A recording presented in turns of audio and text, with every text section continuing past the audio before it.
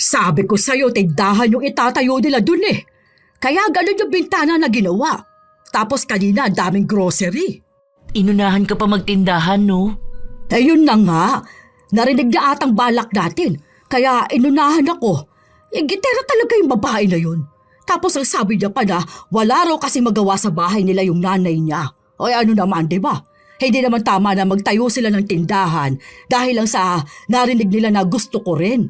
Next week magtindahan tayo. Ayoko! Ang tagal pa nun.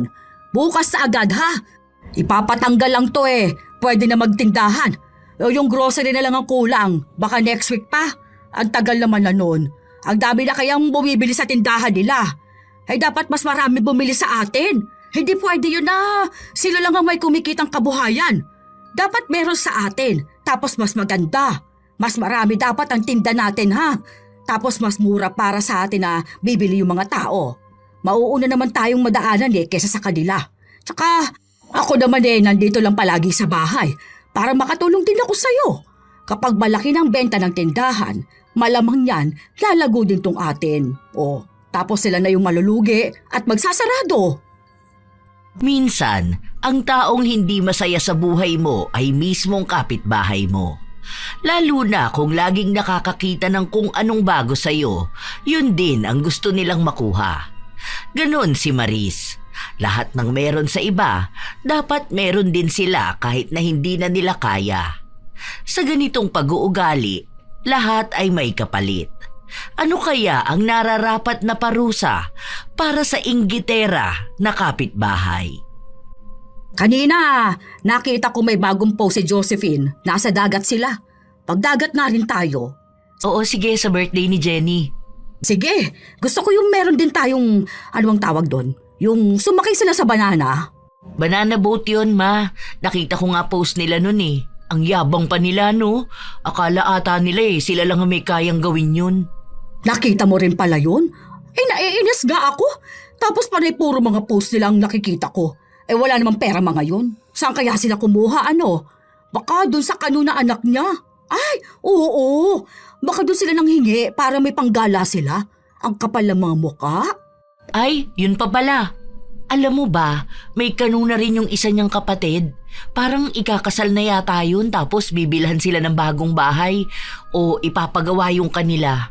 Ay, we, totoo ba? Jesus, hindi naman nila perang gastos doon kung sakali. Kaya wala pa rin silang ipagyayabang. Hindi gaya nung sa atin ano, na yung mga gastos natin hindi mo hinihingi sa ibang tao. Yung ikaw lang talagang may gastos. Galing sa pinaghirapan mo.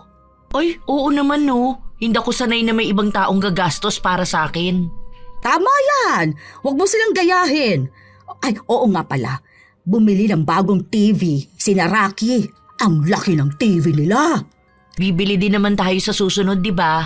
Maglo-loan ako sa home credit. Hinihintay ko lang makuha yung bonus ko.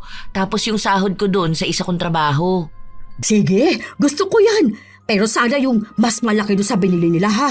Para makita ng lahat. Tapos mainggit sila sa atin ano. Ganon ang madalas na usapan ng mag-ina. Pareho silang nakikipagsabayan sa mga kapitbahay nila. Walang pakialam kahit nakapos sila sa pera o kailangan nilang pagtuunan ng pansin ang ibang bagay. Basta makita nilang meron ng iba, dapat nun meron din sila.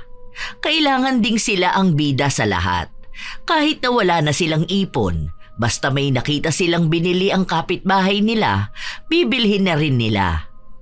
Ilang araw pa ang lumipas, nakabili na sila ng mas malaking TV.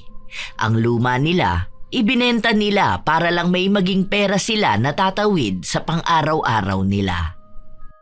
O diba? Ang mga mata nila, kanina pa nakatingin sa atin. Mga naiinggit eh. Mamaya yan paglabas ko magtatanong yan sila.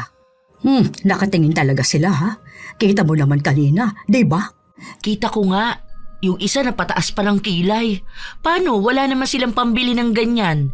Yung TV ata ng mga yun yung malaki pa ang likuran. Ipapang-inggit ko sa kanila yan. Bubuksan kong TV tapos manunood ako. Pwede dyan yung YouTube, diba? Oo, at may Netflix din ako. Ayun, maganda yun. Para makita nila na mayaman talaga tayo at mas angat tayo sa buhay kaysa sa mga dukha na yun. Huwag mo sabihin na home credit lang to ha. Ay, hindi ah. Bakit ko naman sasabihin sa kanila? Ang sasabihin ko, cash mong binili yan. Kasi malaki ang sahod mo. Alam mo ba, niyayabang kong sahod mo dun kay Joshua. Abo, ang sabi ba naman sa akin naman 70K ang sahod niya sa isang buwan. Sabi ko, ikaw nga 100K. Isa pa yung mayabang. Bibili raw siya ng kotse. Ayun nga ang sabi niya sa akin nung nakaraan. Hindi ko ata nasabi sa'yo, aba, niyayabangan ako bibili ng kotse kasi nahihirapan daw siyang pumasok sa trabaho. Kako saan siya magpark ang liit lang naman ang harapan nila. Ayun, hindi niya nasagot. Ang kulit niya Akala niya ata maniniwala ako sa kanyang kaya niyang bumili ng kotse. Ang tagal na niyang sinasabi na bibili siya hanggang ngayon wala pa naman. Hindi nun kaya dahil wala naman sila laging pera Ay basta tayo, bibili tayo ng kotse, di ba? Kapag napaayos na natin ang harapan, ayoko namang ipark kung saan baka laruin yun ng bata. Saka na yun, makakabili naman tayo nun. Madali na lang yun sa akin. Magkano lang ang kotse? Siya, ayusin na natin ang bagong bili nating TV. Gusto ko na makita at panooran. Matapos maipagyabang ni Maris ang bago niyang TV, lumabas na siya para makipag-usap sa mga nakaabang sa kanya. Talagang ipinangalandakan niya kung magkano ang halaga nun at kung magkano ang inilabas ng anak niyang pera para lang daw mabili yun. Malamang, mayaman ang anak ko Ang dami kayang pera nun. Kung anong gusto kong ipabili bibili nun. Bait, di ba? Hindi ganun ang mga anak ninyo paano? Hindi nyo naman sila napalaki na maayos. Hindi gaya kung paano ko napalaki ang mga anak ko. Isa pa lang siyang nagtrabaho Paano kung nakahanap na yung isa ko pang anak? Aba, dapat doon niya na ang itatawag niyo sa akin noon. May nagbiro pa sa kanya na magpautang siya. Totale, marami naman daw silang pera. Ayoko ng ganyang nagpapautang. Hindi naman kasi kayo nagbabayad Baka magkagalitan lang tayo kapag nagkataon. Magsumikap na lang kayo. Tapos kausapin ninyo mga anak nyo na magsumikap din sila sa buhay para naman maranasan ninyo yung makaangat ba, di ba? Habang nag-uusap sila, maya-maya lang din ay napadaan si Keira. May binili siyang hindi makita. Ano yan? Para po sa laptop ko. Keyboard po ito. Tingin nga ako. Ito po mechanical keyboard po. May ganyan ang anak ko Mas maganda dyan. Mas mahal pang bili. Alam mo ba na may bago kaming TV? Ang laki! Tignan mo sa bahay. Silip ka dyan sa pinto. Nakita ko po yun kanina. Laki di ba? Ano masasabi mo sa anak ko? Siya bumili nun. Ang mahal nun. Ano pong sasabihin ko sa kanya? Nakabili naman din po ako ng TV. Bibili nga po ako ng automatic washing machine. Nakabili na po pala ako. I-deliver na lang dito sa amin. Ano naman yun? Yung washing machine po na hindi na kailangan magbanlaw. Ilalabas na lang po yung mga damit, diretso sampay na. Meron na palang ganon? Bakit bibili ka? Saan ka ba bibili nun? Matagal na pong may ganon. Pansin ko po kasi na nahihirapan si mama na maglaba, kaya naisipan ko po na bumili. Para hindi na po mapagod ang kamay niya. Isasalang lang naman po yun, tapos yun na po. Baka yan din yung gustong bilhin ng anak ko. Tama, yan yung sinasabi niya sa akin. Hindi ko lang maintindihan nung nakaraan. Alam mo naman kasi ang mga matatanda. Akala ko normal na washing machine lang. Sige po, uwi na po ako. May gagawin pa po ako Napatango na lang si Maris. Nung umuwi siya, agad niya ring sinabi sa kanyang anak kung ano ang napag-usapan nila ng kanilang kapitbahay. Yon ang sabi niya, para daw sa mama niya. Sus, imposible na makabili yun sila, ma. Ang daming utang ng mga yun, Saka mahirap lang sila Yung ordinaryo bang tao kaya makabili ng ganon? Hindi, no? Yabang lang yun. Sabi ko na nga ba na yabang lang yung ganon? Ramdam kong hindi totoo. Gitera kasi yun, Nalaman niya na may bagong TV tayo. Malamang yung mama no nainggit tapos sinabi sa anak niyang gusto niya rin ng ganon. Kaya ayun, hanggang sa salita lang sila makakabili. Ang baba kaya ng sahod niya. Baka bills pa lang hindi na siya makabayad Magkano bayad nun kapag ganon ang gamit? Meron kami nun dati sa dorm. Sige, hayaan mo na sila. Kanina pala, sabi sa akin ni Junjun, ipasok mo raw sa trabaho yung anak niya. Gusto niya rin daw maging malaki ang sahod doon. Dapat sinabi mo na hindi kami hiring. Yun na nga ang sinabi ko. Medyo alam mo naman ang utak, hindi sapat. Kulang sa buwan. Hindi maintindihan yung sinabi ko. Gusto rin daw nilang makabili ng TV. Ang sabi ko, ikaw nga ang kausapin. Pero ang alam ko talaga, hindi nga kayo hiring. Sige, ako na lang magsasabi sa kanya. Nagpatuloy ang ilan pang mga linggo. Isang hapon, mag-isa lang si Maris na nakaupo sa sala habang nanonood sa bagong bili nilang TV. Nakabukas ang pinto para lang maipakita sa mga dadaan na may malaking TV sa bahay nila. Maya-maya pa, nakarinig siya ng boses mula sa labas. Parang may dumaan din na truck. Kaya lumabas siya. Nakita niya si Keira na naglalakad. Sa likod niya, may dalawang lalaki na nagbubuhat ng tila ba binili niya. Kuya, doon nyo na lang po ilapag ha. Yung kapatid ko na lang po ang kukuha niyan. Ay, ano yung binili mo, be? Automatic washing machine po. Paano ka na ba nakabili dyan? Magkano ba yan? Mura lang po. Mga nasa 15K lang po bili ko dyan. Hulugan yan? Sa home credit ba? Hindi po, cash po yan. Ay, nakabili ka ng ganyan ng cash. Ang galing mo naman pala. Paano yun nangyari? May trabaho po ako, kaya po ako nakabili. Ay, ganun ba? Ngumiti si Maris, pero sa kalooban niya ay naiinggit na siya. Hindi na siya makapaghintay na umuwi ang kanyang anak para masabi na may binili nga ang bago nilang kapitbahay. Nung kinagabihan, doon na muling nag-usap ang mag-ina. 15K nga raw ang bilin niya. Hindi ako naniniwala na kaya niya yun ng cash, no? Baka kamo, home credit lang yun pero ayaw niya lang sabihin ng totoo. Sus, magkano ba naman ang sahod niya? Saka nag-aaral pa yung kapatid niya, di ba? Alam mo, pansin ko na parang ang bilis nilang umangat sa buhay. Baka may ginagawa silang kakaiba, ano? Ay, oo nga. Baka scammer sila. Di ba may biniling laptop si Keira nung nakaraan? Sabi ko na nga ba, may kakaiba yung ginagawa. Hindi talaga ako naniniwala na ganun lang yung trabaho niya tapos nakakaangat na agad sila sa buhay. Imposible na ang bilis nun. Depende na lang kung may iba pa. Alam ko na. Baka naman tulak yung tatay niya, tsaka yung kapatid niya. Sabi ni, baka nga. Makakabili siya ng cash tapos may balak pa silang ipagawa ang bahay nila, di ba? Meron nga talagang something. Sige, mamatsagan ko yan sila. Mahuli ko yan, ititimbre ko yan kay Dos. Tignan natin kung makapagyabang pa sila. Front lang yung trabaho niya. May illegal na gawain yan. Ipinagkalat na kaagad ni Maris ang mga bagay na yon kahit na hinala lang naman ang iniisip nila. Wala siyang pakialam kung makakarating man ang mga salita niya dahil sinasabi niyang kaya naman niyang panindigan ang katotohanan. Ilang araw pa ang lumipas, nakita niyang bit-bit ni Keira ang bagong washing machine. Ay bakit? Saan niyo dadalhin yun? Isasauli po namin kasi sira. Oh, ganun? Bakit? Anong sira niyan? May tumutunog sa loob, tapos minsan parang hindi po umiikot. Ang sabi sa akin, isauli na lang kasi may warranty pa naman po yun. Doon na lang gagawin. Di wala na ulit kayong ganyan. Hanggang sa matapos ipagawa po. Ay, ganun. Balik pala kayo sa dating paglalaba, ano? Natutuwa si Maris nang malaman na sira ang gamit ng kapitbahay. Isa yon sa nagpapasaya sa kanya kapag may nasisira na gamit ng iba. Ang sabi niya, basta wag kanila ang masira, hindi na baling sa ibang tao.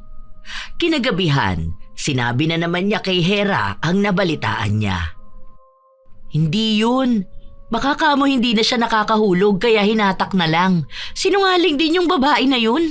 Balik na naman sila doon sa kusot-kusot. Ilusyonada kasi masyado. Akala ata nila kaya na nilang buhay na ganun kaganda.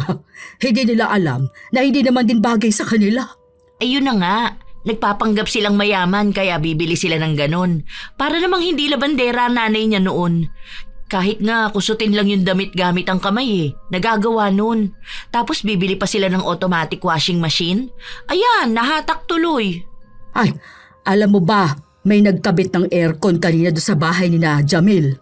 Kita ko nga sa post niya kanina, nagpapasalamat siya. 2 aircon yata yung kinabit yung isa doon sa kwarto nila mag-asawa. Kasi pinag-uusapan yun kanina, mura lang daw aircon nila. Tapos sabi ko, paano naman sa bills? Mura lang daw yung nabili nila.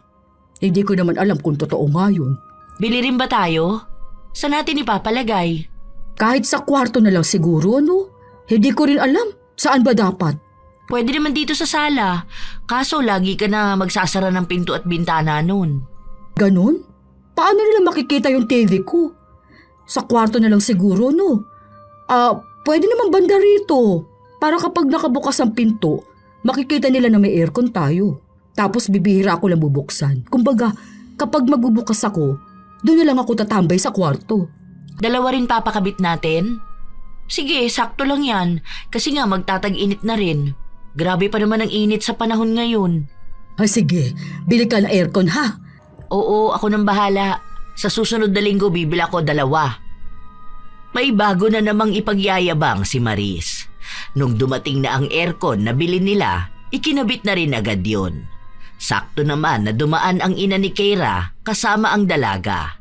Napahinto pa sila sa tapat ng bahay ni na Maris. Bili ng anak ko, cash yan. Sakto po yan para naman hindi mainit. Malapit pa naman na po ang summer.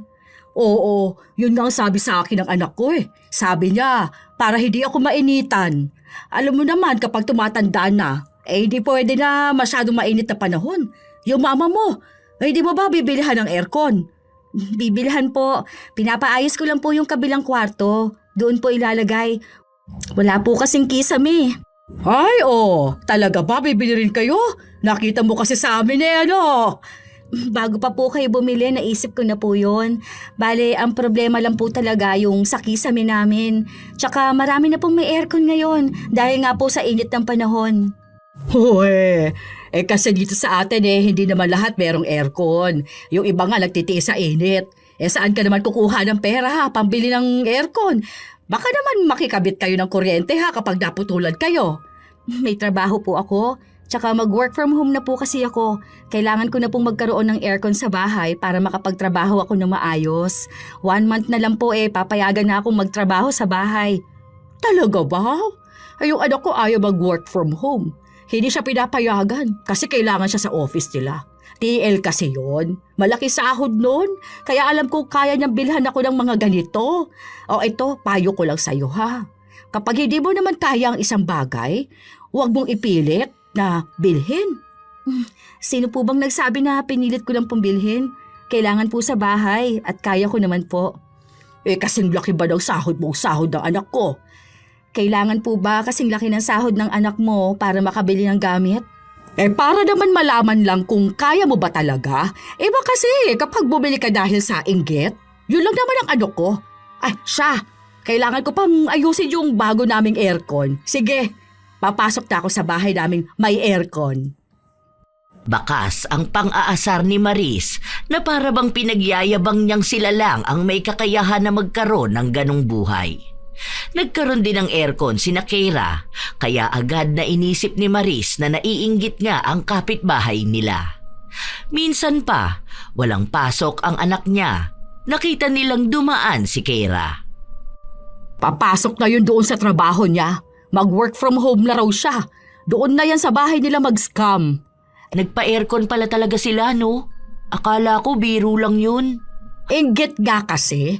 Ano ba namang nagagawa ng inggit, di ba? Gusto niya kung anong meron tayo, dapat meron din sila. Pero halata naman kasing hindi nila kaya. Kapit na naman sila doon sa illegal nilang gawain. Alam mo ba ito? Napansin ko to nung nakaraan. Di ba?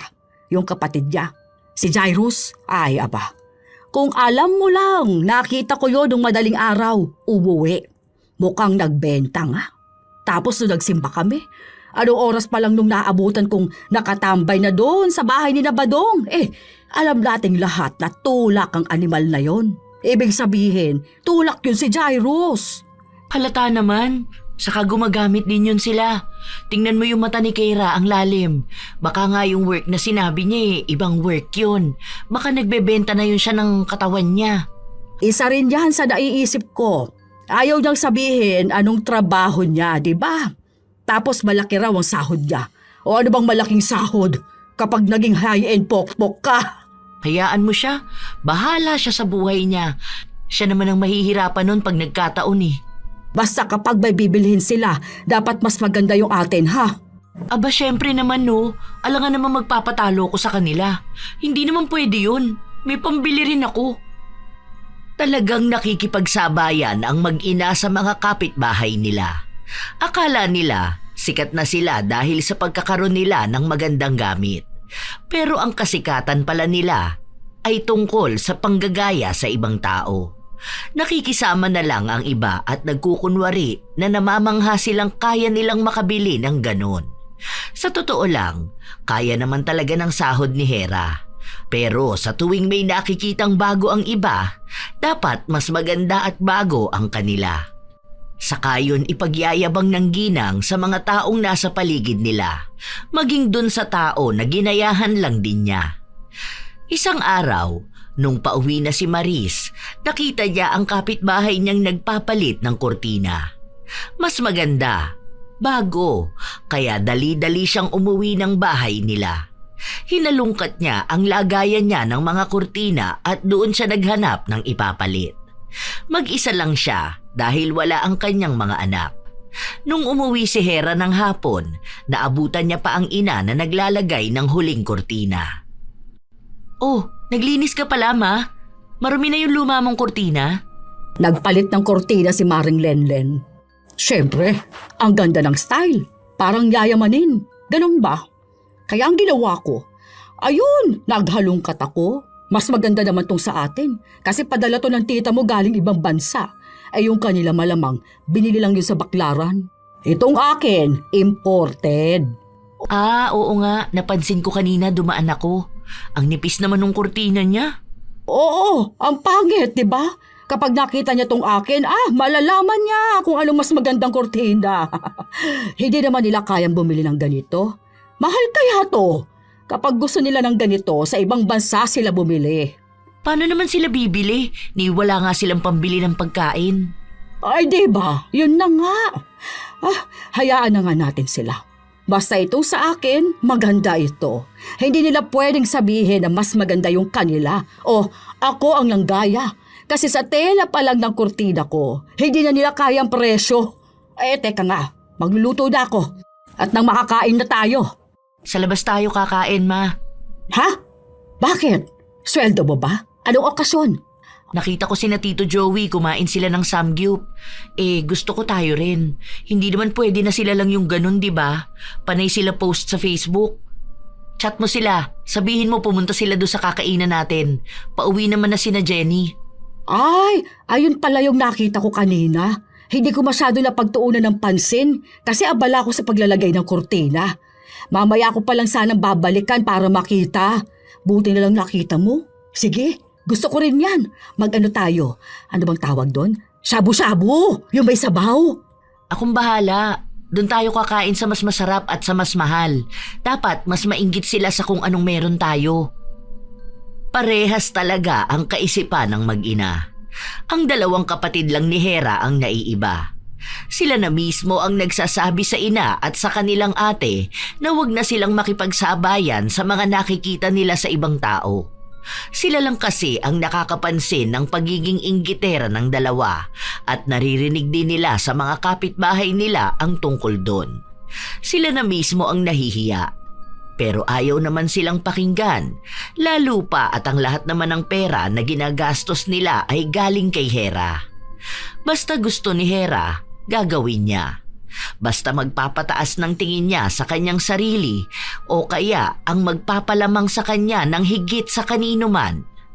Ilang linggo pa ang lumipas. Kapag meron ang kapitbahay, dapat meron din sila. Isang araw, nasa palengke si Maris. Nakita niyang bumili ng ilang kilong baboy si Keira. Anong gagawin mo dyan? Dami mo naman binili. Maghahanda po kasi kami bukas, birthday ni Mama.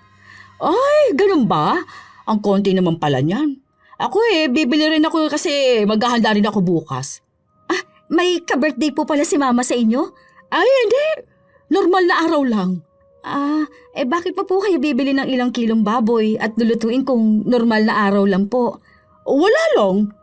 Kasi kaya naman namin tong ganito. Tsaka, naghahanda talaga kami kahit walang may birthday sa amin. Ganun talaga kami.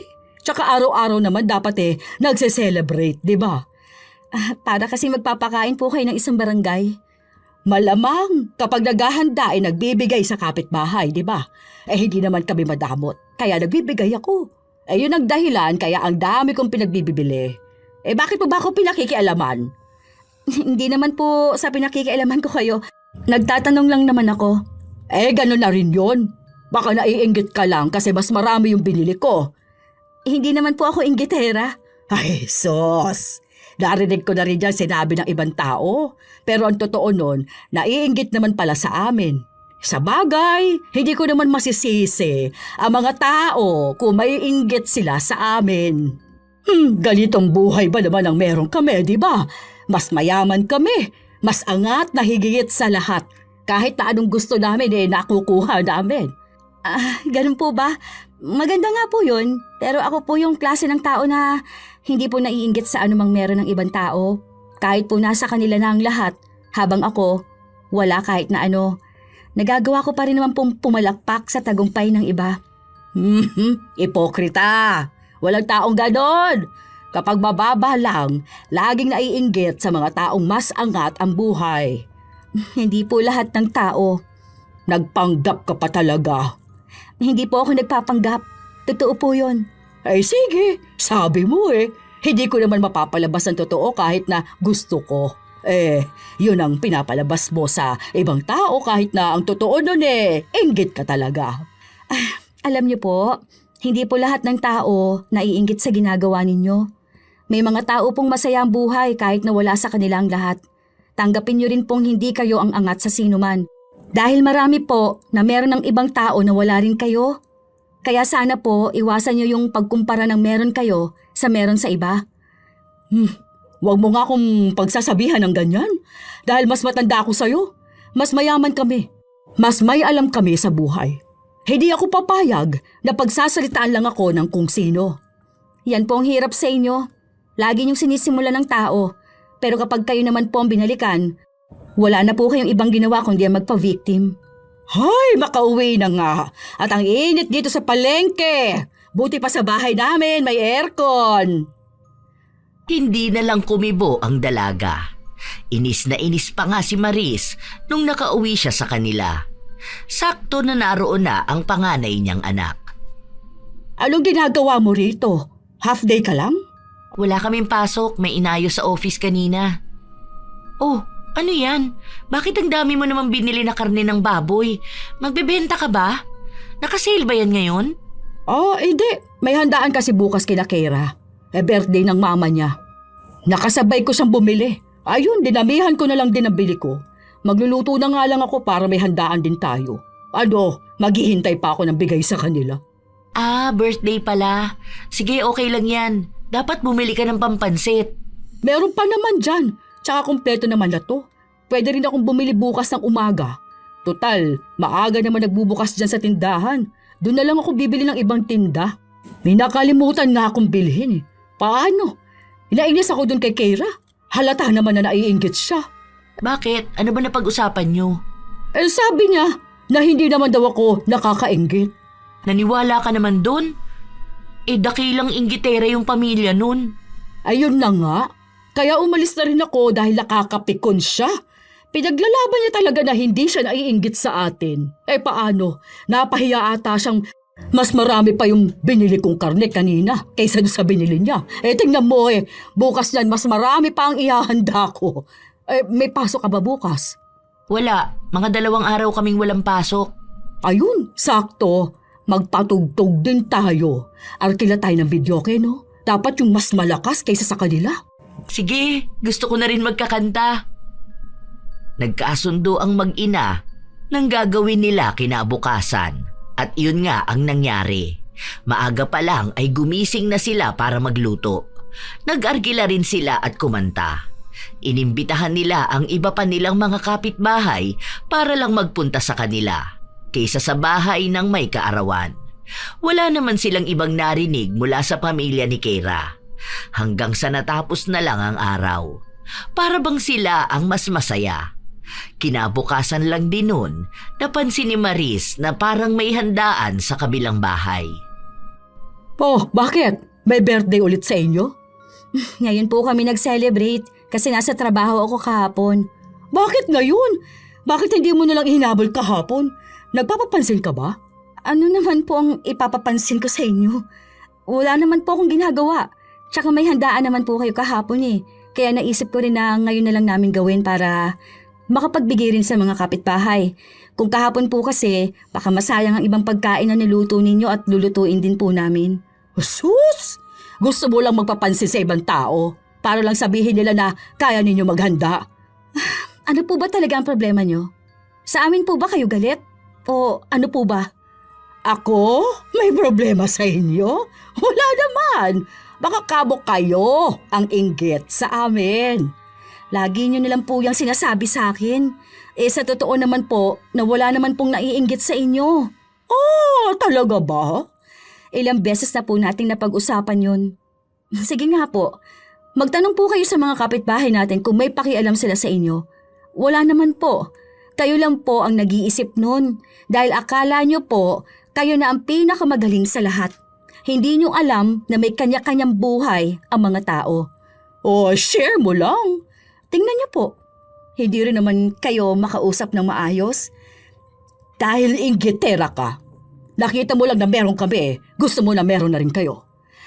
Ayoko na po sanang makasama ng loob ninyo pero kayo po kasi talaga ang inggitera sa totoo lang. Hoy! Anong inggitera ang pinagsasabi mo? Hindi gano'n ang ugali ko, ano? Bastos naman parang pagsabihan ako ng ganito. Huh, kapal na mukha mo ah. Naninira ka. Hindi po yun paninira. Nagsasabi po ako ng totoo. Bakit hindi niyo po kausapin ng ilan sa mga kapitbahay natin para malaman ninyo anong tingin nila sa inyo? Yung mga kinakausap ninyong kaibigan nyo, sila mismo ang nagsasabi kung gaano kayo kapapansin at inggitera. Ayoko pong mambasto sa sarili ko, pero kayo po ang namimilit na makapagsalita ako. Ang sabihin mo, bastos ka talaga. Ay sinisiraan mo pang mga kaibigan ko eh. Sila nga itong bumabati sa akin at masaya sa tagumpay ko. Ikaw ang hindi masaya para sa akin. Ano naman pong hindi ko ikasasaya sa inyo? Lahat naman po ng meron kayo, kaya rin po namin. Hindi lang namin ginagawa dahil yung iba, hindi naman po namin kailangan. Ay, ang sabihin mo, wala kayong pambili. Wala naman kayong pere. Mga ambisyosa lang kayo na kaya nyo kuno, pero ang totoo nun, tulo mga laway ninyo sa pagpantasya sa mga bagay na meron kami.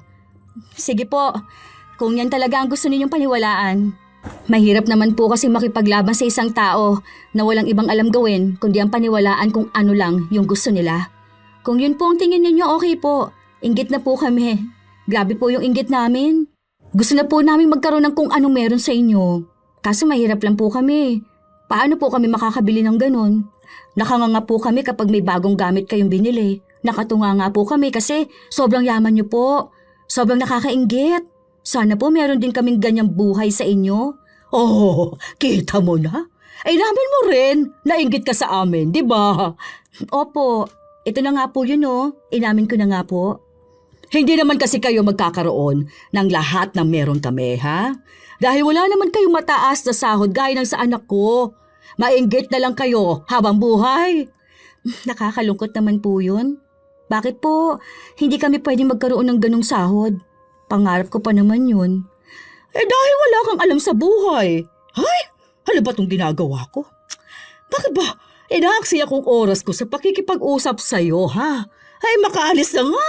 Ano ba yan? Inis na inis si Maris dahil nga may handaan sa kabilang bahay. May narinig pa siya na ang sarap nga raw ng lutong ulam ni Keira. Mas malinamnam nga raw at mas malambot ang karne.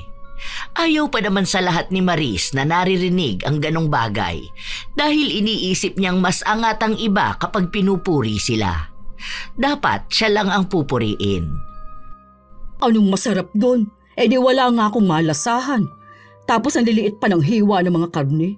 Kita mo naman bigay ko kahapon, di ba? Ang lalaki ng hiwa nun. Hindi tinipid.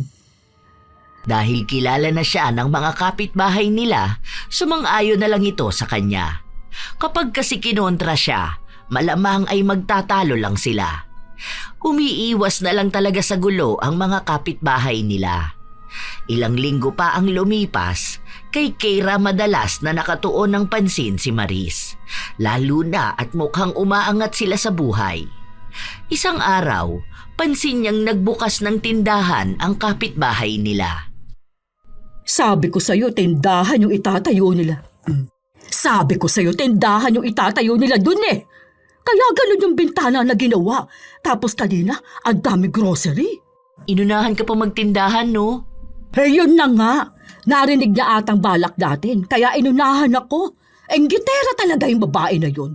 Tapos ang sabi niya pa daw, wala raw kasing magawa sa bahay nila yung nanay niya. Ano naman, diba? Hindi naman tama na magtayo sila ng tindahan dahil lang sa narinig nila na gusto ko rin. Next week magtindahan tayo. Ayoko! Tagal pa nun. Bukas na agad ha. Ayusin ko yung bintana. Papatanggal lang to pwede na magtindahan. Yung grocery na lang ang kulang. Bakit next week pa? Ang tagal naman na nun. Ang dami na kayang bumibili sa tindahan nila. Dapat mas maraming bumili sa atin. Hindi pwede yung sila ang may kumikitang kabuhayan. Dapat meron sa atin. Tapos mas maganda. Mas marami dapat ang tinda natin ha. Tapos mas mura para sa atin na bibili yung mga tao. Mauuna naman tayong madaanan kesa sa kanila. Tsaka nandito lang din ako sa bahay para makatulong din ako sa'yo. Kapag malaki na yung benta ng tindahan, ay malamang yan lalago din tong atin. O tapos sila na yung malulugi at magsasarado. Sige, bukas. Kaso hapon pa kasi mag-undertime na lang ako. Kahit na ako na lang ang bumili, bigyan mo na lang ako ng pera. O sige, mamaya na kapag nag-withdraw ko. Sige, gusto ko na rin kasi magkaroon ng tindahan noon pa, di ba? Tapos inunahan pa talaga ako. Nagpaplano pa lang tayo eh.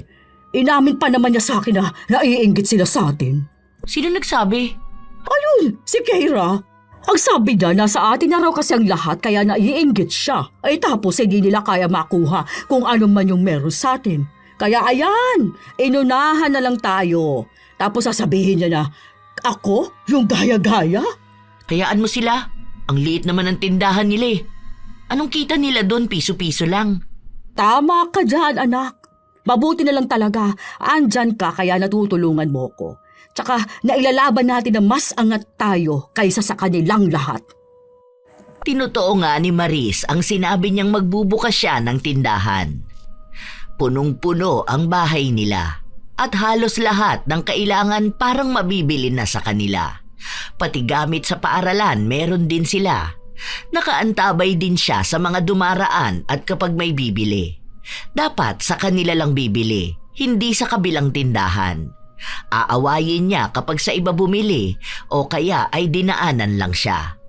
May mga nangungutang din kasi sa kanya kaya kapag nakita niyang bumili sa tindahan ni Keira, hindi na niya pauutangin pa ulit. Ilang araw ang lumipas, nagsarado ang tindahan ni Keira. Tuwang-tuwa siya noon. Isang beses pa, bumili sa kanila ang dalaga. Anong bibilihin mo? Surf powder po. Ay bakit? Nagsarado na ang tindahan niyo? Maliit lang naman yun, ma. Magsasarado talaga agad kapag ganun. Ay sa bagay, kasi mas maraming tinda sa atin eh. Lahat na nga hanapin nandito na oh. Wala po kasing magbabantay kaya pinaubos na lang muna namin. Oo bakit? Yung nanay mo, nasa bahay lang naman siya. Para namang matulungan ka niya, di ba? Hindi naman pwedeng ganun lang siya nakatambay sa bahay ninyo. Hindi po. Baka magbukas na lang ulit kami kapag balik namin. Bakit? Saan ba kayo pupunta? Hindi naman siguro yan sila makakagala. Ano kakainin nila nun kung sakali? Magpupunta po kasi ako ng Baguio. Mga 6 days po kasi kami doon. Bali ang maiiwan lang po sa bahay namin si Tito Mark. Pero kasi hindi yun marunong magbantay ng bahay. Totoo ba? Napupunta kayo ng Baguio? Opo. Doon na po kasi ako magbe-birthday din. May pera kayong pampunta ron? Ang mahal ng gastos nun kung buong pamilya kayo. Kaya naman namin yun. We, may pera kayong ganon? Meron naman te. Hindi naman siguro kami gagala kung wala kaming pera, di ba? Hindi kami sanay gumastos lalo na kung labas na sa budget namin. Tsaka halos 1 taon na rin naman namin itong pinag-ipunan. Sapat na yon. Tsaka magtitipid din kami. Oh, ganun ba? Kailan naman kayo aalis? Kami rin magbabagyo eh. Di ba anak? Oo, pero bukas pa yun. Baka magkita-kita pa pala tayo doon. Sa susunod na araw po kami. Kasi may pasok pa ako sa trabaho. Baka nga magkita pa tayo doon. Malawak yung pasyalan doon. Gaano ba kayo katagal? 1 week din. Iniisip pa nga namin kung susundan na agad namin ng papuntang Ilocos. Kaya naman namin yung ganun. Kaso may pasok kasi yung mga bata. Nasabi ko na yun sa kanila. Di ba 2 weeks silang walang pasok? Ako naman pwede ako mag-work kahit saan. May on-site at work from home naman akong trabaho. Okay nga yun malamig dun sa Baguio. Nakapunta na ba kayo sa Baguio, Keira? First time pa lang po. Kami, kasi di ba ilang beses na kami nakapunta dun eh. Ang lamig dun sobra. Kaya kung ako sa inyo, kung lamigin kayo, magdala na agad kayo ng makakapal na jacket. Baka naman magsando pa kayo dun ha, 'di ba? Alam naman po namin. Nakapag-research naman po ako. Ayun! Kami kasi halos taon-taon nagpupunta sa ganun. Lalo na minsan kapag gusto lang namin. Ganun ba? Itong anak ko kasi, ang dami nitong pera. Kaya kapag naiisipang mamasyal sa kung saan-saan na lang, gagawin na namin. Kaya nga po nagsusumikap ako magtrabaho para kapag may pera na ako, pupunta kaming ibang bansa. Ay, ako rin! Ganyan yung balak namin.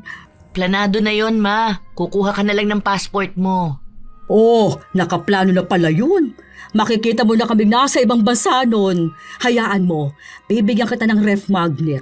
Ay, teka, gumagana pa bang ref nyo? Baka naman wala kang paglagyan ng ref magnet na ireregalo ko sa'yo. Meron naman po. Bali gumagana pa naman po yung ref namin. Gumagana pa naman? Ibig sabihin, pwedeng masira na rin agad? Ay baka nga. Kasi sobrang luma na nun, di ba? Yun pa yung ref nung unang panahon na ang kapal maglabas ng yelo sa freezer. Yung sa atin walang ganun, di ba? Oo, maganda yung sa atin Mahal ang bili ko doon. Baka po pwedeng makuha ko na po yung binibili ko. Ay, ano ulit yon? Surf powder po. Ay, wala na pala. Ubus na. Napailing na lang si Keira. Ang tagal niyang nakipag-usap, wala naman pala siyang napala. Nung kinagabihan na, biglang nag-empake ang buong pamilya ni Maris. Nagtaka pa nga ang mga kapatid ni Hera pero sinabi lang niyang gagala sila. Mabuti na lang at wala na nga talagang pasok ang mga yon.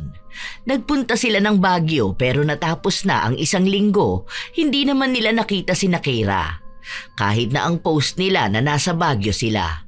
Kaya nung nakauwi na sila, kinausap ni Maris ang kapitbahay. Hindi po kami natuloy. Hindi na lang daw po kami gagala, sabi ni Mama. Sa susunod na lang daw po. Nung ginawa nyo naman doon sa pera nyo?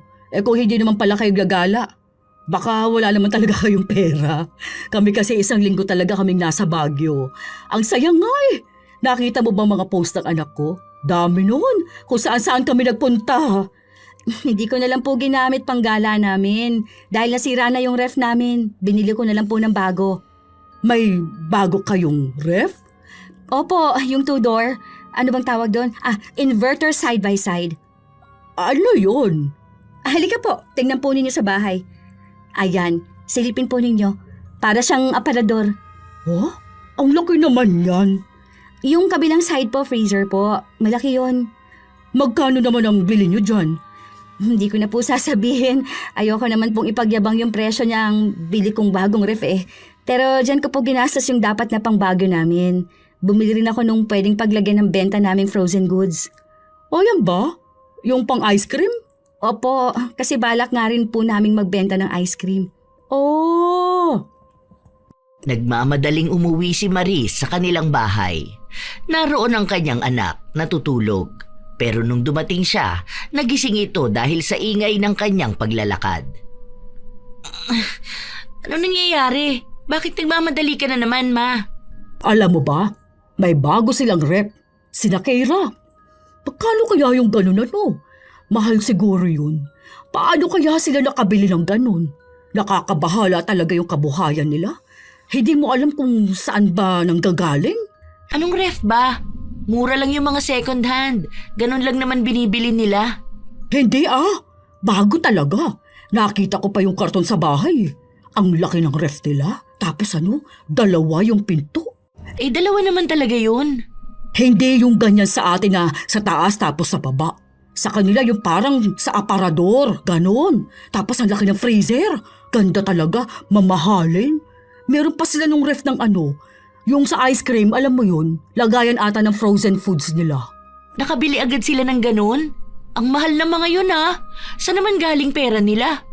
Duda ako na galing lahat yun sa ipon. Hindi kayang basta mag-ipon ng ganong kadali. Ano ba naman yun? Hindi ko alam Ang laki ng ref nila. Dapat mas malaki ang ref natin sa kanila Mamaya tingnan ko yung binili nila. Hindi ko alam kung yun ba yung nakita ko noon sa mall. Basta yung ganito bubuksan kapag dalawang kamay. Oo, yun nga yung nakita ko. Mahal yun Saan naman kaya siya kumuha ng pera? Sa illegal nilang negosyo? Hindi ba sila natuloy sa Baguio? Hindi raw. Ayun na lang daw binili nila kaysa gumala. Hindi pwede yun na mas maganda yung kanila. Bumili talaga sila nung wala tayo? Ano yun, tinago nila sa atin yung binili nila? Parang ganun na nga. Kaya pala yung mga kapitbahay natin siya yung kausap. Siguro parang pinapalabas niyang mas mayaman siya sa atin. Na baka sinasabi niyang hindi natin kayang bumili nung meron sila.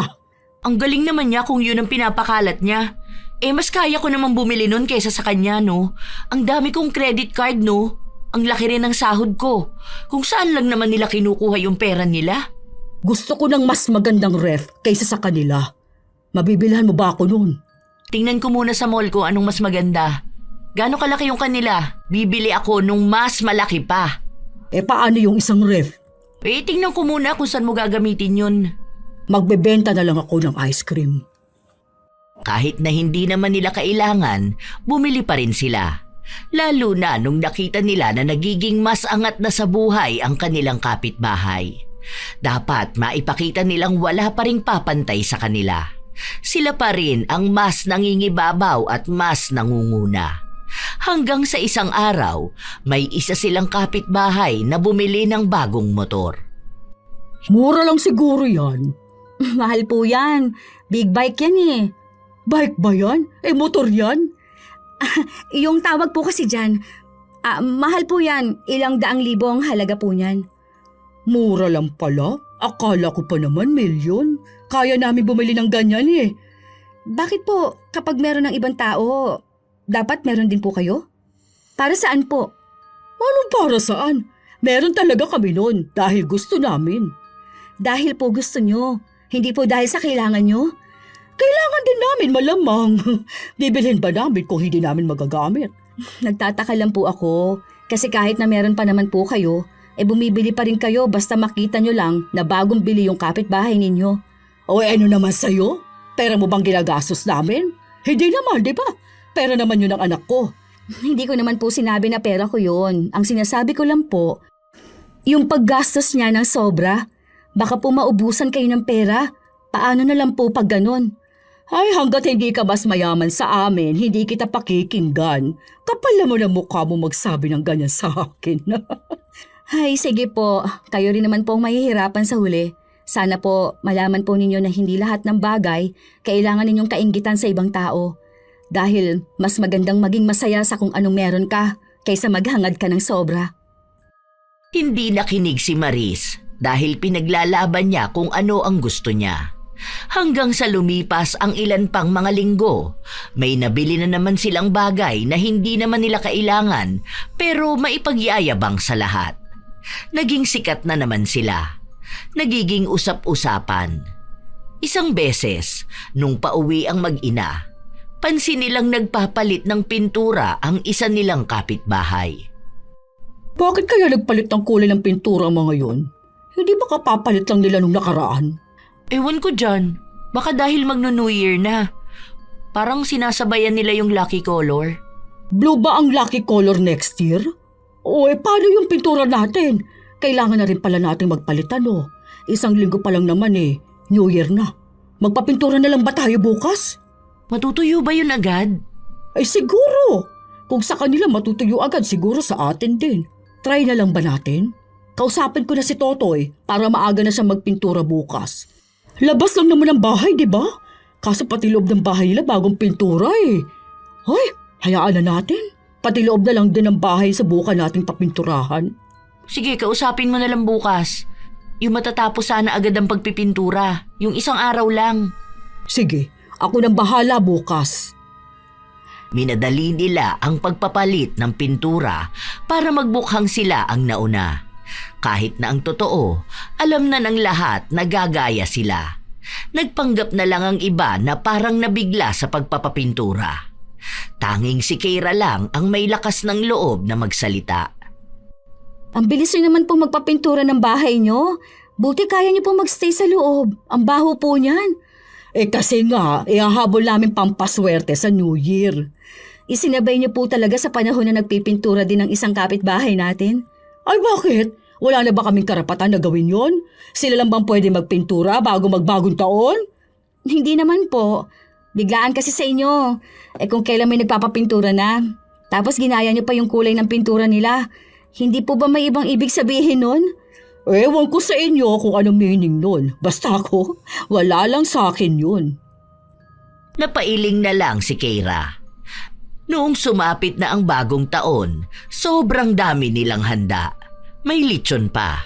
May mga kung ano-anong mamahalin at kakaiba na parabang sila lang ang may ganon. Malakas na tugtog, pati ang mga paputok. Kung anong kinalakas sa kapitbahay, dapat mas malakas ang sa kanila.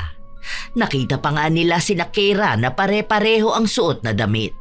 Kakaiba, hindi katulad sa kanila na taon lang ang nakalagay sa damit. Saan niyo binili yan? Pinagawa namin to, te. Ako yung nag-design tapos naganap ako ng magpiprint. Ganda, di ba? Ayaw ko kasi nung nabibili lang or na-order. Kasi pwedeng may kaparehas kami eh. Tsaka yung taon lang na nakalagay sa t-shirt. Para kung sakali, pwede bang masuot sa susunod na taon. Hindi naman maganda yung ganyan. Maganda naman po. Sabi nga ng mga kapitbahay natin na ang gandang araw po. Nagtatanong din sila kung saan namin binili. Tapos namangha sila nung nalaman nila na ako lang po yung nag-design. Sige po Happy New Year. Sana po magbago na tayong lahat. May pinupunto sa mga salita na yon si Keira. Pero hindi na lang pinansin ng mag-ina. Dahil pareho silang nakatingin sa kakaibang disenyo ng damit. Mukhang kahit na umabot na ng 1 linggo, hindi pa rin nakakalimutan ng mag-ina ang nangyari. Paggawa din tayo ng ganung damit. Hindi kasi natin nakita agad. Hindi natin naisipan na ganun, ano? Ang papansin naman nila. Tinago siguro nila yon kasi akala nila gagayahin natin. Hindi naman tayo gagaya sa kanila. Ang gusto lang natin yung kakaibang damit. Yun na nga ang sabi ko. Pagawa na lang tayo ng ganun. Kahit na hindi naman New Year, pwede tayo magsuot ng ganun eh. Tama ka dyan. Hindi nila pwedeng sabihin na inggit tayo kasi tapos na ang New Year, di ba? Nakapagpagawa nga sila ng sarili nilang damit at disenyo na laging ipinagyayabang ni Maris. Pero walang gaanong pumapansin dahil parang ordinaryo at normal lang naman yun. Isang araw, habang nagwawalis ng tapat ng bahay si Maris, napansin niyang may nagkakagulo sa kapitbahay nila. Dahil gusto niyang malaman, nagpunta siya roon. Anong nangyayari? Sinabi ng isa na may albularyo sa loob ng bahay ng kapitbahay nila. Albularyo? Bakit? Anong meron? Para saan daw ba? May nanuno ba? Sinagot sa kanya na nakulam daw yon at nilalabanan ng albularyo. Simula nung araw na yon at gumaling ang kapitbahay, bigla na lang siyang naging sikat sa kanilang lugar. Laging napag-uusapan, laging may nagtatanong. Kahit na 1 linggo na ang lumipas, para bang sariwa ang mga pangyayari. Kahit na anong pagpapapansin ni Maris, tila ba hindi siya pinapansin. Naiinis naman talaga ako. Bakit? Anong meron? Paulit-ulit yung kwentuhan ng mga kapitbahay natin. Sikat na sikat sa kanila yung nakulam. Para mga ewan. May bago tayong biling sofa, hindi nila pinapansin. Akala mo artista yung nakulam. Kahit na alam naman nila na kwento tanong sila ng tanong. Naririnig ko nga. Hanggang doon nga sa kabilang barangay yan din ang pinag-uusapan. May nakasakay pa nga ako sa jeep. Natatakot din daw sila na minsan daw hindi alam ng isang tao na nakukulam sila, ganun. Ewan ko, hindi rin naman ako naniniwala sa kulam na ganyan. May totoo naman yung kulam. Kasi noon sa amin, may ganyan din mga kwento. Pero hindi naman yung umaabot ng ganyang katagal, ha? Baka papansin lang din. Sumasabay siya sa kasikatan. Minsan lang kasi pag-usapan. Sige ma, alis na muna ako. Magkikita kami ng mga kaibigan ko eh. Bukas na ako uuwi. Laging may mga tao na nagtitipon at ang kapitbahay ang pinag-uusapan nila. Kaya ang nangyayari, nawawala siya sa paningin ng iba. At iyon ang ayaw niyang mangyari. Kaya ang ginawa niya, sa sobrang inggit sa atensyon ng iba, kumausap siya ng isang tao na pwedeng magpakulam sa kanya. Wala siyang pakialam kung may masamang mangyayari sa kanya, basta maging sikat lang siya sa iba. Mabilis lang din naman yung nangyari. Gumising na lang siya isang beses na may tumubong malaking bukol sa kanyang kabilang mata. Dahil doon, naging sikat siya sa lugar nila. Okay lang po ba kayo? Bakit hindi niyo po yan ipa-check up? Nakulam ako. Hindi naman to kaya ng simpleng check-up lang. Nakulam? Hindi naman po totoo yung kulam. Ano yan? Nakulam ang kapitbahay natin. Nakulam na rin kayo? Kakaiba naman ata yun. O hindi ba pwedeng nakulam din ako? Huwag niyo pong sabihin na pati ang kulam na nagpapasakit sa isang tao, kaiinggitan mo rin. Kakaiba naman na yon. Ay, wag mo nga, ang sakit, aray ko. Ay, Hala, namumulay ang bukol nyo. Parang may dilaw din sa gitna. Parang nana po. Hindi ba yan puputok? aray, ang sakit, aray ko. Malakas ang boses ni Maris para lang iparinig sa mga kapitbahay nilang may masakit nga sa kanya. Nakuha niya ang atensyon ng lahat. Nakuha niya ang kagustuhan niyang maging sikat sa sakit niya. Kapalit naman nun ay ang tila ba walang hanggan na sakit na dulot ng kulam. Isang beses pa, hindi siya makatayo dahil nga sakit na sakit siya. Hindi na rin nakapasok ang kanyang anak sa trabaho. Tara na kasi sa ospital, ma. Bakit ba ayaw mo sumama sa akin? Tawag na ako ng ambulansya. Wag, hindi to magagamot sa ospital. Bakit naman? Nakulam kasi ako. Aray, ay grabe. Sobrang sakit nito kapag kumikirot siya na parang tumitibok-tibok. Aray, ang sakit talaga. Ha? Anong kulam?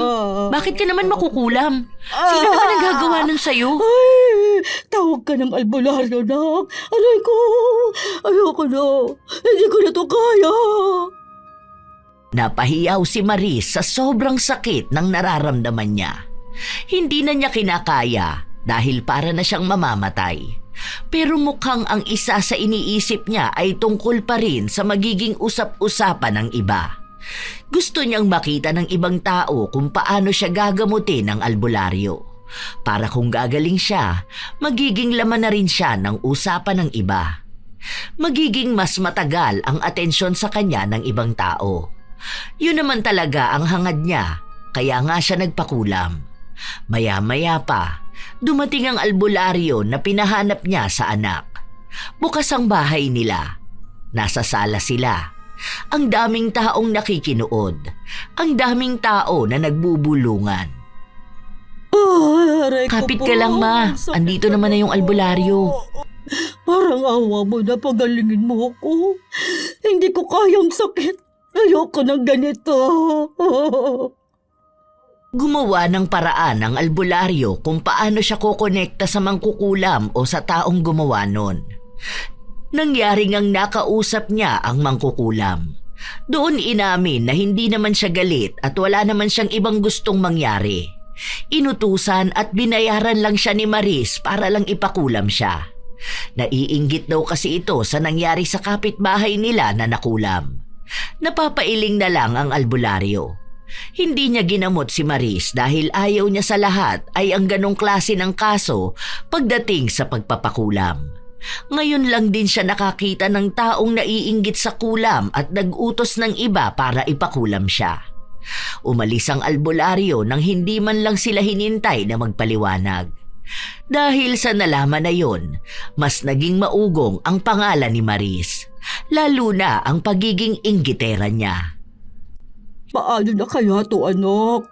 Anong gagawin ko? Paano na ako gagaling nito? Aray! Hindi ko rin alam, Ma. Naghahanap pa ako ng iba pang albularyo.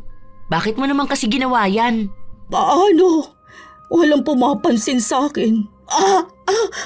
Grabe, ayoko na ng ganito. Hindi ko naman alam na magiging ganito kasakit eh. Grabe, parang sugat na kumikiro tapos parang paputok ang bukol. Aray ko. O ito, may nakausap na ako. Kaso siya ang pupunta rito sa bahay. Baka to, kaya ka na niyang magamot. Sana nga. Kaso next week pa siya pwede. Ang layo niya kasi. Sana mabilis siyang makarating dito.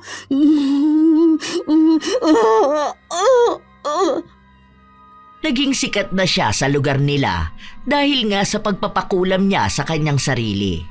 Naging pangit na rin ang tingin sa kanya ng ibang tao. Kung pangit na noon, mas pangit ang naging resulta ng pagpapapansin niya. Ilang araw pa ang lumipas, hindi pa rin dumarating ang albularyo. Hanggang sa nakita siya ni Keira. Sikat ka na pala, te. Hindi lang dito, pati na rin sa ibang tao. Kasi nang bumibili ako sa palengke, pinag-uusapan ka rin nila. Yung babae nga raw na pinakulam ang sarili niya. Bakit kailangan mo pang sabihin sa akin? Wala naman, nasabi ko lang. Tsaka yung ayaw nga raw gamutin ng albularyo, yun lang naman ang mga naririnig ko. Pero at least, nakuha mo na rin yung simpatsya ng mga tao. Yun naman talaga ang gusto nyo.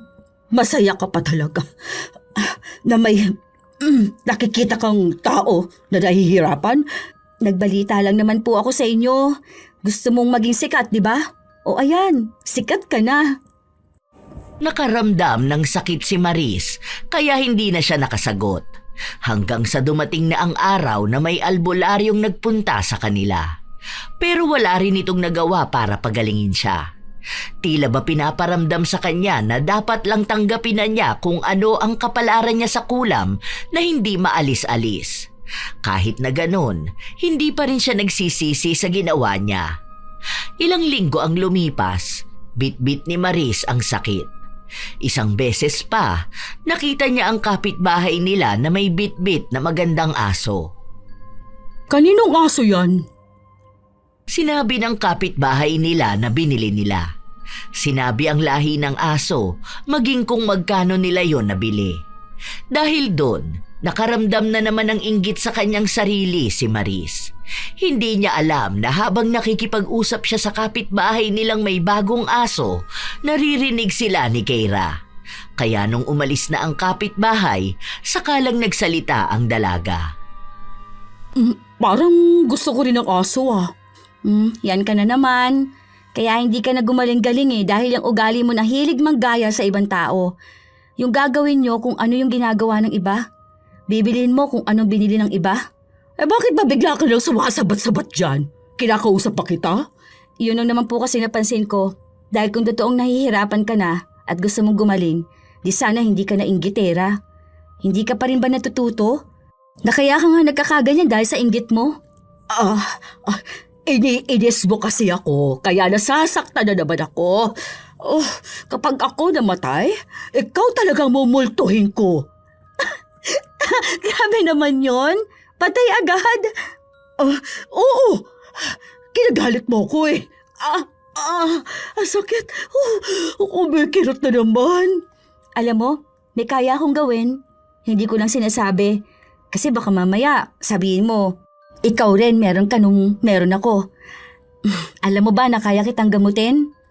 May lahi kasi kaming albularyo at sa amin, ako yung pinakamarunong. Kaso paano naman kita gagamutin kung ganyan naman ang ugali mo? Babalik at babalik ka lang din sa pagiging inggitera. Hindi ako naniniwala na kaya mo, no? Bahala ka na po sa buhay mo. Hindi naman kita kailangan pilitin. Basta sinabi ko sa'yo kung ano yung kaya kong gawin. Bakit? Kailangan ko pa bang patunayan yun sa'yo? Una sa lahat, hindi ka naman makukulam kung hindi ka nainggit dun sa taong kinulam. Baka ikaw pang kumulam sa akin. Bakit ko naman gagawin yun?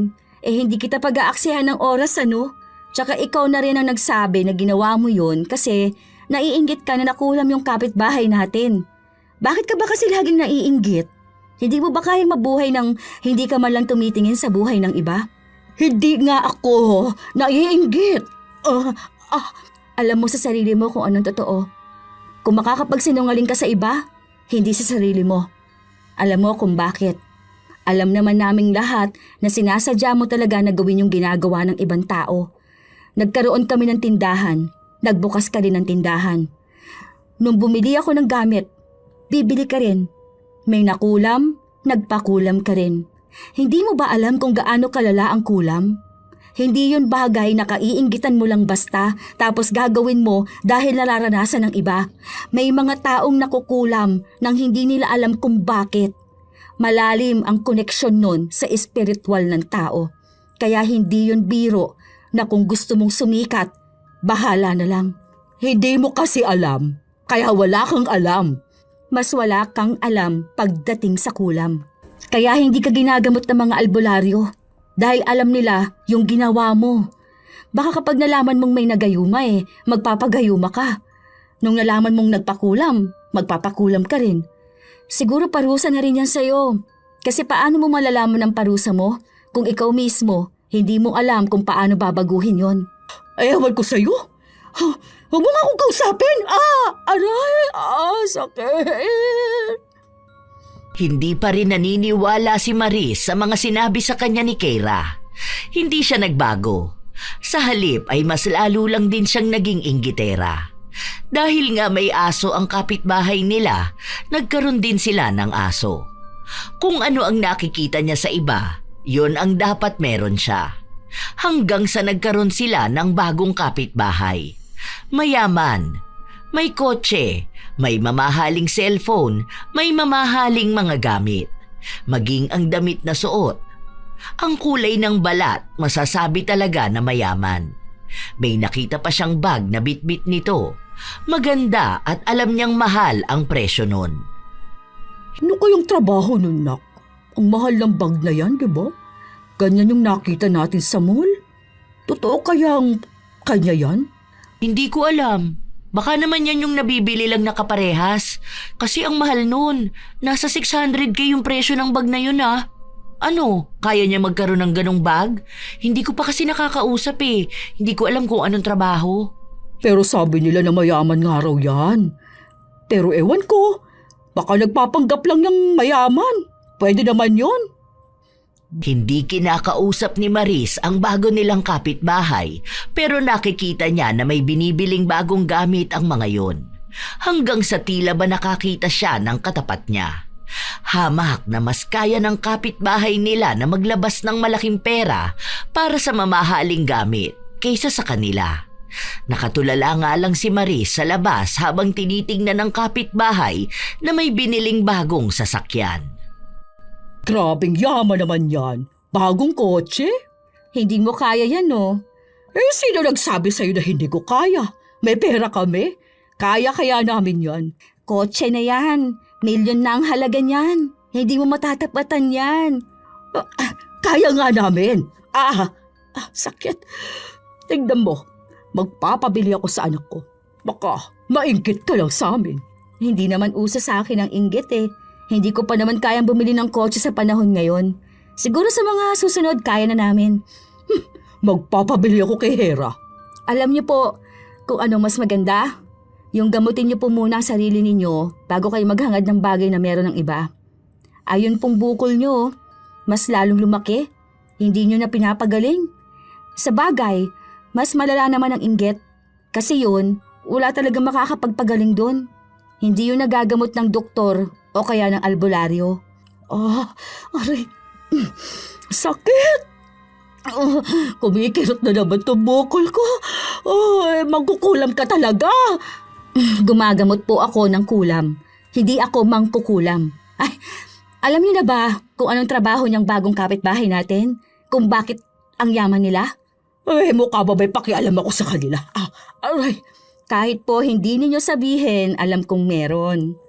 Abogado po yung babae, tapos yung lalaki naman may-ari ng isang negosyo.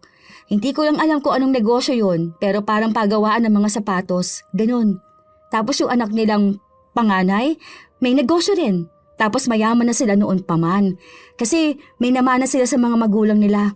Kaya kahit na anong gusto nila, talaga mabibili nila. May pera sila eh. Hindi lang luho. Jesus!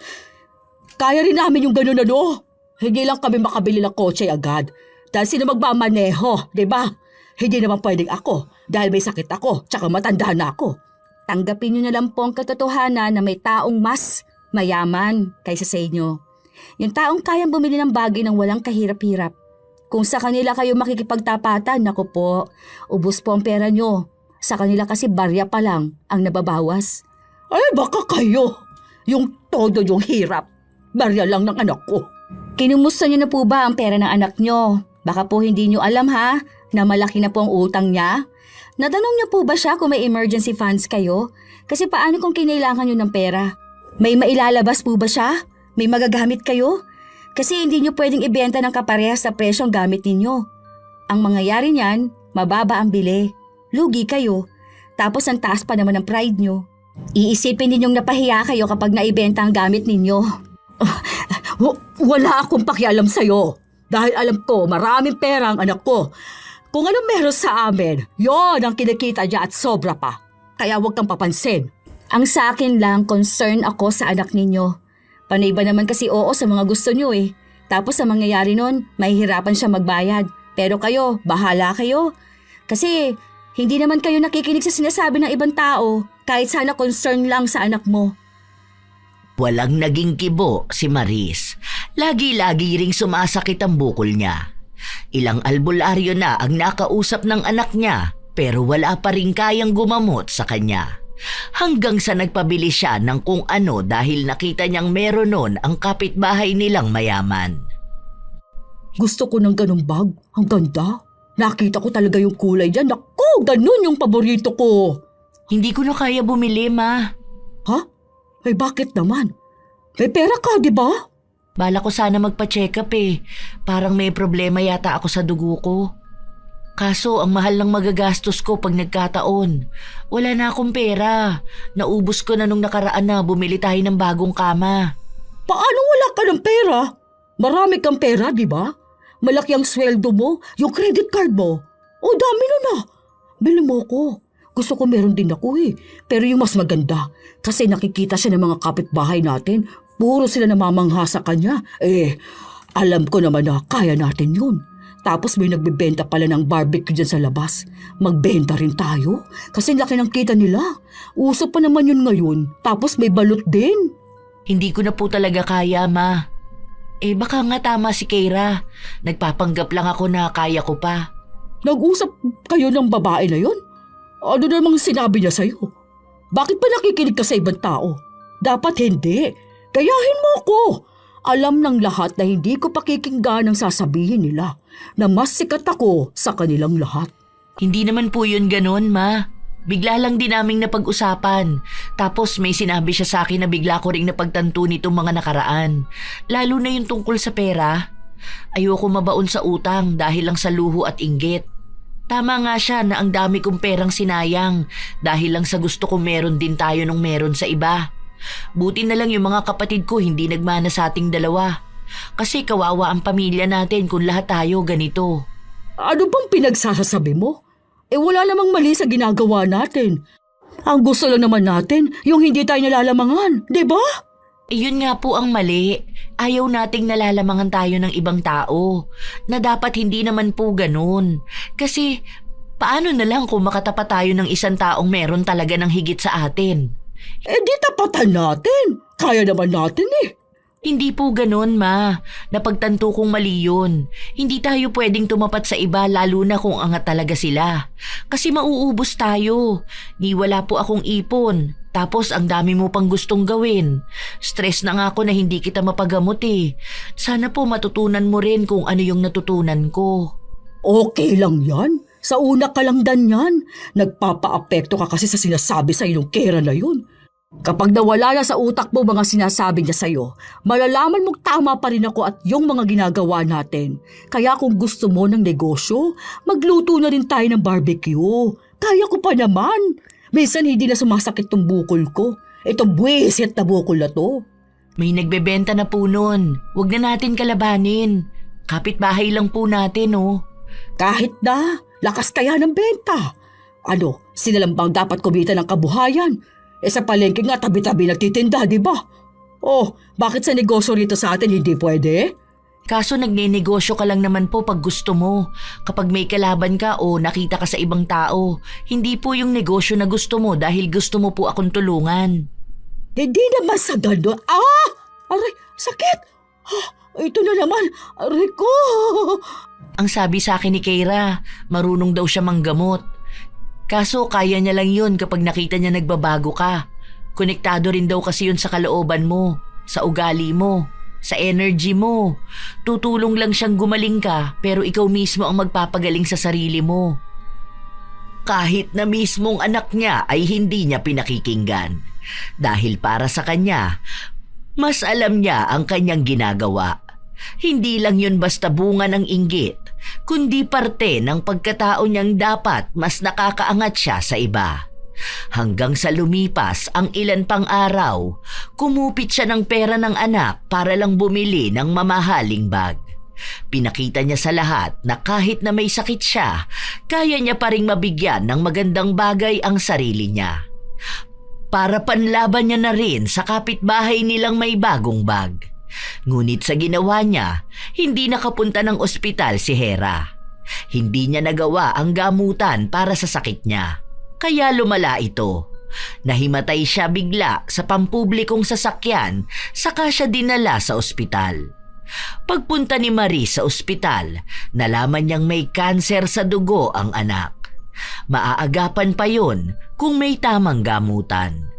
Pero wala silang pera. Yung huling pera ni Hera, binili pa ng alahas ni Maris para ipangyabang sa kapitbahay nilang may makapal na gintong kwintas. Doon na niya unti-unting nakikita ang pagbabago. Kapag okay na ako bukas, babalik na ako sa trabaho ko. Kailangan natin ng pansustento rito sa bahay. Magtipid na lang siguro muna tayo. Hindi mo naman kaya magtrabaho. Pero kailangan ko. Ano na lang kakainin natin? Paano naman yung mga pangangailangan natin sa bahay? Ang dami nating gastos. Sakayang sa sakit mo. Paano ka naman? Wala, ganun talaga. Hindi naman tayo naghanda eh. Hindi natin inisip yung pwedeng mangyari. Hindi natin pinaghandaan yung buhay na ganito dahil masyado tayong nakatuon sa pakikipagpaligsahan. Ngayon, hindi na natin alam kung paano pababangon. Magpatuloy na lang tayo sa buhay. Kung makakabawi man tayo, sana nga makabawi pa. Naiiyak na lang si Maris sa mga nangyayari. Hindi niya akalain na aabot sa ganitong punto ang buhay nila. Hindi niya inisip na mismong anak niya ang magsasakripisyo at maghihirap. Ang mga dati nilang pinagyayabang, ibinenta na nila. Ang mga meron sila na akala nila gusto ng ibang tao, wala na. Ubus na. Kailangan nila ng sapat na pera para sa gamutan ni Hera. Hindi na rin kasi ito nakapagtrabaho pa ulit. Ang pinagkukuhanan na lang nila ng kita ay ang maliit na tindahan. Binebenta nila ang mga natirang paninda nila noon. Hanggang sa isang beses, nakita na naman ni Marie si Keira. May mga bit-bit itong pinamili. Hindi niya kinibo. Hindi niya pinansin. Dahil wala naman siyang masasabi. Pero ang dalaga ang kumibo sa kanya. Kumusta naman na ang anak mo? Medyo maayos na. Sakit. Bigla na naman kumirot. Ang lamig kasi. Naaawa na ako sa inyo. Grabe na yung nangyari sa buhay nyo. Sana makabawi kayo sa buhay. At saka sana kapag nangyari yon, huwag niyong abusuhin kung ano yung biyaya na natatanggap ninyo. Oo, dahil malaking bagay na sa akin itong nangyari sa amin. Malaking parusa, malaking aral. Ramdam ko nga pong nagbabago na kayo. Kung gusto nyo, pwede kitang tulungan gumaling. Marunong ka ba talaga manggamot? Marunong ako. Sabi ko nga, tutulong ako pero kayo mismong may kakayahan na pagalingin ang sarili nyo. Noong una, nahihiya pa si Maris dahil hindi siya sanay na humihingi ng tulong sa ibang tao. Pero ngayon, yun na mismo ang ginawa niya. Inorasyonan siya ni Keira ng 4 na beses sa loob ng 4 na Huwebes. Nawala ang kirot, pero may bukol pa rin. Inabisuhan siya na magpa-opera. May mga libreng operasyon siyang nakita, kaya nawala ang bukol, pero hindi na nakakakita ang kabila niyang mata. Okay ka na po ba, Ma? Ikaw ang dapat na tinatanong ko niyan. Anong nararamdaman mo? Itong sa akin, ako naman na may gawa nito. Sa inggit ko ba naman? Kaya ayan, yung mata na naiinggit sa iba, yun din yung mata na hindi na mapapakinabangan. Mabuti na lang pwede pa tong isa. May nakuha pala akong trabaho. Pinayagan ako na dito sa bahay magtrabaho. 4 na oras lang sa isang araw, tapos 4 na araw sa isang linggo ang trabaho ko. Mababa ang sahod, pero kaya naman. Hindi ka ba nun mahihirapan? Hindi naman. Sabi naman ng doktor sa akin, pwede naman na. Natutunaw na yung cancer ko. Basta ingat lang talaga. Salamat sa Diyos. Ay, salamat naman. Hayaan mo, makakabawi rin tayo sa buhay. Itong pangalawang buhay natin, yung nasa tama, nasa ayos at walang inggit. Salamat din talaga kay Keira. Dahil siya yung tumulong sa akin. Kapansin-pansin na talagang nagbago na si Maris at ang kanyang anak. Kahit na may nakikita sila sa ibang tao, hindi na nila iniisip na dapat sila rin ay meron nun. Natutunan na rin nilang maging masaya para sa ibang tao. Simula nun, kahit paano ay nakakabawi na sila. Nakabili na ulit sila ng mga gamit na nawala sa kanila. Pero ang mga gamit na kailangan lang nila, hindi yung maipagyayabang lang. Naging dahilan din yun para maging kaibigan nila si Keira, na minsan ay tumutulong sa kanila. Nakaaangat sa buhay sina Keira, pero wala silang narinig na pagyayabang. Hanggang sa ngayon, unti-unti pa ring bumabawi ang pamilya ni na Maris. Gumaling na rin si Hera, pero may mga bawal siyang gawin para hindi bumalik ang kanyang sakit. Minsan talaga, may mga taong naiinggit sa tagumpay ng iba, lalo na kung kapitbahay. May mga tahimik lang sa umpisa, pero bawat galaw ng iba ay may puna. Kapag may bagong gamit ang katabi, may biglang paghahambing. Kapag may kaunting ginhawang narating ang iba, may kurot ng sama ng loob. Ang inggitera na kapitbahay ay hindi natutuwa sa progreso ng kapwa dahil sa pakiramdam na sila ay naiiwan. Ang ugat ng inggit ay madalas takot na maiwan at pakiramdam ng kakulangan. Sa halip na tingnan ang sariling kakayahan at posibilidad, mas pinipiling sukatin ang buhay batay sa meron ng iba.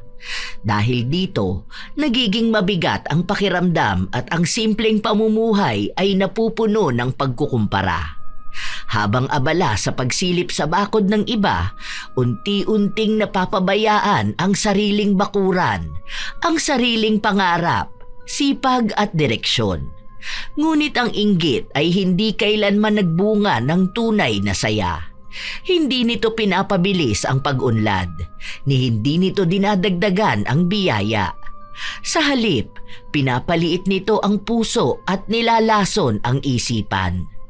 Ang tagumpay ng bawat tao ay may kasamang kwento ng hirap, tiyaga at panahon.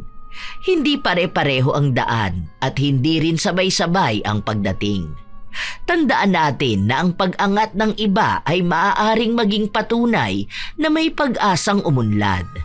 Ang paghahambing ay palitan ng inspirasyon. Ang pangungutya ay palitan ng sipag.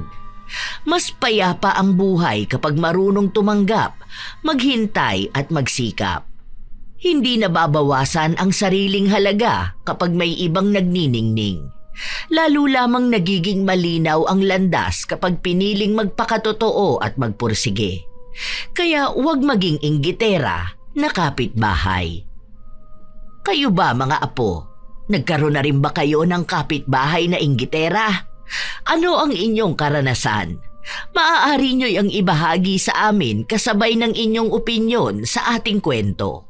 Naway may hatid itong magandang aral sa inyo. Shout out sa ilan sa mga masusugid na tagapakinig ng mga istorya ni Lola Telang. Maricel Morillo, Rain Nika Gonzaga, Chantal Vlogs from Bahrain, Jenna Nolasco, Marian Delta Fuente, Jeneline Mateo, Evelyn Abong Carbakil, Lynn Tots, Febe Ranyada, Heidi Verzon, Shelo Ems, Gia Gigi, Girly Satur, Siling Department ng Cosmo Malvar, Batangas, Chabelita, Mariel Barreto, Marieta Yoto, Cherry May Libiran, Lori Inaldo, Bianca Cruz. Ito ang inyong Lola Telang at maraming salamat sa palagi ninyong pag-aabang at pakikinig mga apo.